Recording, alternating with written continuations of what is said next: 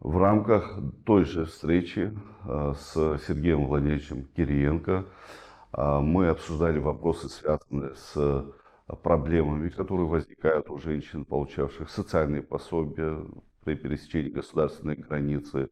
Здесь хотелось бы отметить справедливости ради, что это касается не только граждан, проживающих на нашей территории, это касается также всех граждан, проживающих фактически на пространстве бывшего Советского Союза, за исключением Республики Беларусь, потому что Республика Беларусь является союзным государством, и законодательные нормативные документы приведены в соответствие. И попытка преподнести, что это касается исключительно граждан, проживающих на территории Абхазии, это неверно и неправильно. Мы договорились совместными усилиями искать варианты решения данного вопроса, данного чувствительного вопроса.